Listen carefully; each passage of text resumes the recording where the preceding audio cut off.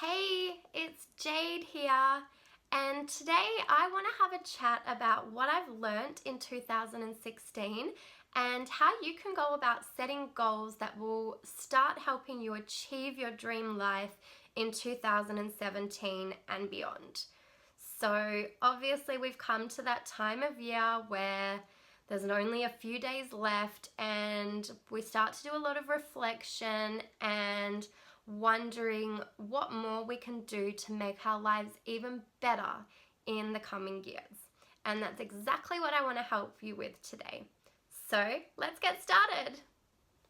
Okay, so my first and probably one of the most important lessons is you can achieve absolutely anything you set your mind to. Now, there's lots of books on this theory and there's lots of videos and audios and so much out there that you can read to start understanding the whole concept of the law of attraction, and whatever you think about, you can attract and bring into your life. And I still am not fully aware of how the whole process works, but throughout this year I have definitely had a lot of instances where I've seen it at work in my life. So I know beyond a doubt that if you believe in something strongly enough, you can achieve it. And my primary example is quitting my job. I came from a place in 2015 where I was absolutely miserable. I would cry in my car on an almost daily basis going to work, and I just couldn't bring myself to face that corporate world anymore. I always knew, even before I started full-time work in the corporate world, that it just wasn't for me. I needed more freedom than that, and I really wanted to travel and experience the world. And I sort of just fell into my bank job and kept moving up the corporate ladder thinking that was the normal thing to do. But one day I just decided I couldn't do it anymore and I needed to find a way out. And I didn't know how I was going to get out, but I just made it happen. That idea became so strong in my mind that I literally attracted an opportunity into my life that could help me get out of that position that I didn't want to be in. Fast forward to April 2016 and I was able to hand in my notice. So I didn't exactly quit right at that moment. I took baby steps. I applied for a career break for 3 months and I decided I was gonna set foot out in the big world and start traveling again, knowing that I still had the comfort of a job to come back to. Then it came to July, 1 month before I was due to go back, and I just knew I couldn't. I'd had that taste of freedom again, and I just could not go back to a job that was making me miserable. So I discovered the opportunity that I'm working with today, and I hadn't even made $1 online yet, but I just believed in it so wholeheartedly, and I knew it was my answer, that I just got up the courage to quit my job, walk away from all the comfort and all the safety nets, and just give this a shot. All right, lesson number 2. Nothing good has ever come from comfort zones. Now, I'm sure you've heard that saying before, and I'm sure you're going to hear it 1,000,000 more times in your lifetime. And that's because it is absolutely true.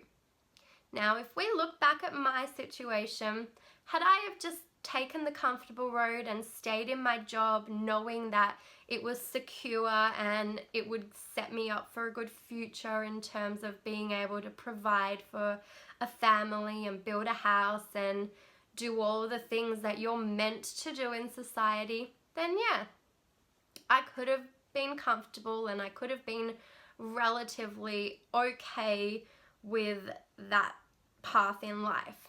But I knew that wasn't what I wanted. And I knew quitting was taking a massive, massive risk. but it was a risk I was willing to take. And I will never ever look back on that, because I am so much happier, and people are saying that I'm happy and they can see it in me. And not only am I happy, but I'm able to inspire others and help other people to achieve their dreams as well. And that is just one of the most amazing feelings in the world. And I never, ever, ever would have been able to experience this if I stayed in my comfort zone. So get out there, put yourself out there, do things you've never done before, but live, just really, truly live your life and enjoy every minute that you have, because you deserve that. Lesson 3, age is just a number. And that's the reason I'm sitting here wearing my overalls and pineapple shirt and have my hair done like this, because sometimes it's fun to just let go of all those adult feelings and just be free like a kid again, and just experience fun and excitement and adventure the way that you used to as a kid, and just let go of all those things that make you have to be an adult. Like, our society puts way, way, way too much pressure on us to achieve certain things by a certain age. And if there's one thing I've taken away out of this year, is that unless those things make you happy, you should not be doing them. I turned 28 this year, and if I was living by the way society expects me to live, I would probably have a house by now. I'd probably be married. I might be starting to consider having kids, and that would pretty much be my life done. That's it.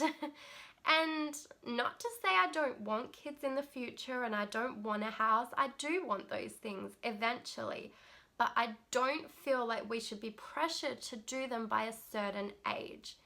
And you should only do what you feel is right for you, regardless of your age and regardless of what other people think. You do you. And 30 is just a number, just like 50 is just a number. Whatever age you are, it does not matter. You do what you feel like you should be doing at that point in time. That's it. Lesson 4. Everybody is going to have an opinion. No matter what you do in your life, there are always going to be people that are going to be judging you. They're going to be trying to tell you you should do things a certain way, or you should live your life in a particular way. But the only opinion that really matters is yours. Even the people around you that love you and want the best for you may not have the best interests at heart for you. They want to see you do well, and they want to keep you sheltered and protected. But sometimes you need to break free and do things outside of that comfort zone to learn for yourself, make your own mistakes, and pick yourself back up again. You're a strong person. If you've had the courage to jump out of that comfort zone, then if something goes wrong, you're going to be able to sort yourself back out and fix it. So don't ever let people's opinions stop you from doing what you want to do. Listen to their advice and accept their advice and appreciate their advice, but only take it if it's advice that is going to work for you, because that's all that matters. Lesson 5. It's okay to leave. And that means anything that's not serving you a purpose anymore, whether it be a relationship, a job, family members, friendships. Anything that is no longer making you happy does not deserve to be given that much energy and space in your life. So it's okay to leave. And a lot of us look at leaving as a sign of failure or a sign of not being strong enough. But in fact, staying is more of a weakness than leaving, because you're staying trapped and in a comfort zone, and you're not allowing yourself to get out there and experience life the way you should be experiencing it. For example, back to my job. If I had stayed there, that would be weak. That would be me just giving in and accepting that that's the rest of my life, even though I'm not happy. Leaving was hard. Leaving was scary. But leaving was the best thing I could have ever possibly done for myself.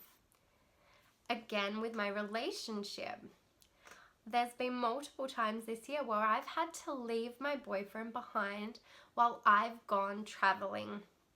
And I was scared to do that. I thought that it could damage us and it could break us apart. But I also knew that if I didn't go on these holidays, I could possibly turn around and resent him in the future, or I would regret not trying something for myself and wonder what could have been if I had have gone. So I knew that I had to leave. And coming back has been the best for both of us because we had a chance to really miss each other, and we now know that we really want to be together.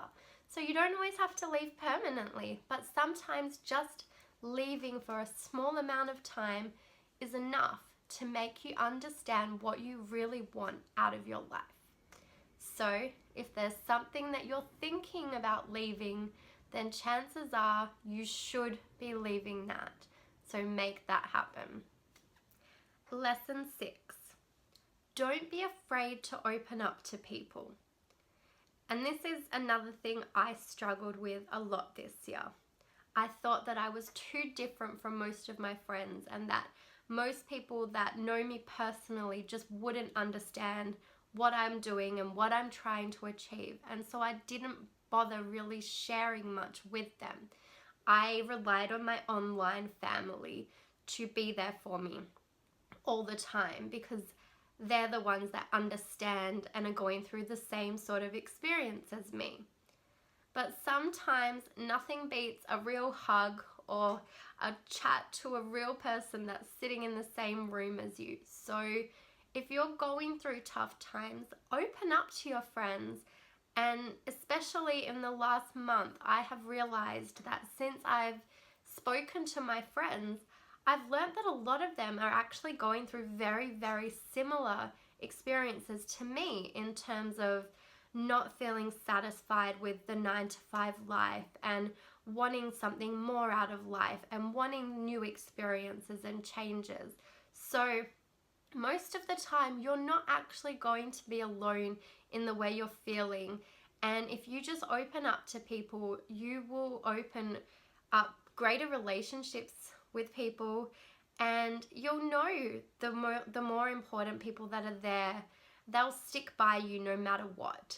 So open up to them, and if they're not there for you, then you know that you need to let them go. So get out there and just talk to people, because bottling things up is the worst thing you can do for yourself.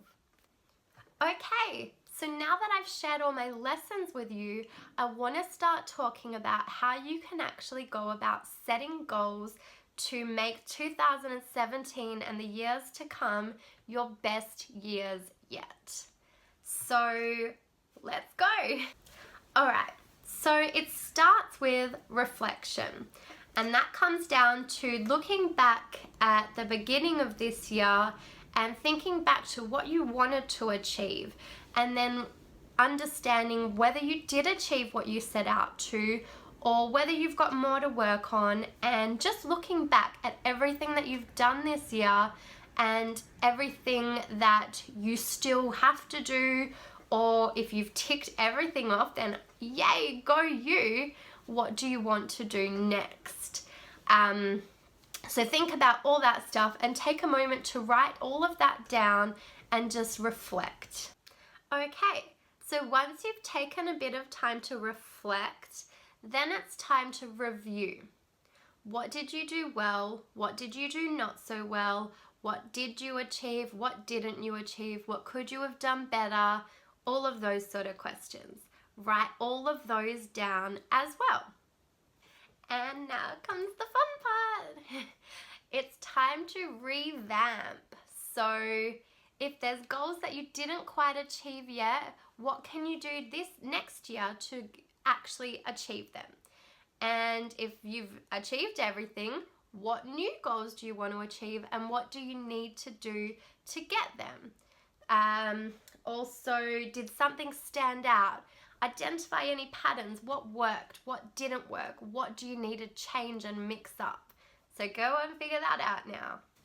Okay, so now you've reflected, you've reviewed, and you've revamped. So you basically know everything you need to put in place next year to make it your best year yet. But there's a few other awesome things you can do to really put those wheels in motion and make those dreams seem more and more of a possibility to you. And that all comes down to visualization. Now, one of my favorite techniques, and it's only something I've started recently after finally listening to all the people that have been telling me to do it, and that is a vision board. Now, my real one's stuck to the wall, but I have taken a photo of it to put on my computer as well. So hopefully you can see all that. That is my vision board. And the reason I wanted to show you that is because that shows you what I see every single day.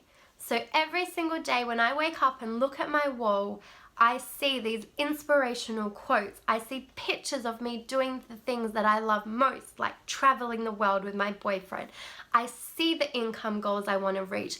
I see myself at the top of the leaderboards, and I see myself living my dream life. So I can actually wake up and feel that every single day, and I can picture myself once I've reached every single one of those dreams. And that's what I want you to go out and do now as well. So make a vision board for 2017, set your expectations really high, and it doesn't have to just be a year vision board. It could be like a vision board for a few years, and just keep looking at that and picturing yourself in that position. And the more you focus on what you want and the more you see yourself in that position, the more you're going to attract those amazing things into your life. And that is how you're going to make 2017 and the years beyond your best years yet. But wait, there's more. And one final thing that I want to leave you with. If you've been following my journey this year and you've seen what I've been doing to achieve my dreams and goals, then you know that I started an online business. And that business is what has enabled me to quit my job, travel around, and just have the time freedom that I've always wanted to be able to spend more time with loved ones and doing the things that I really enjoy doing. And I want to offer you a shot at that same opportunity. And you can actually try it out for free right now. So all you need to do is click on the link somewhere around this video, and that will take you to an informational video about the exact system that I'm using to live my dream life and how you can do that too. So if you've liked what you've seen today, then like the video, share it with your friends, and go ahead and click that link and join our free trial right now. And I will see you on the inside.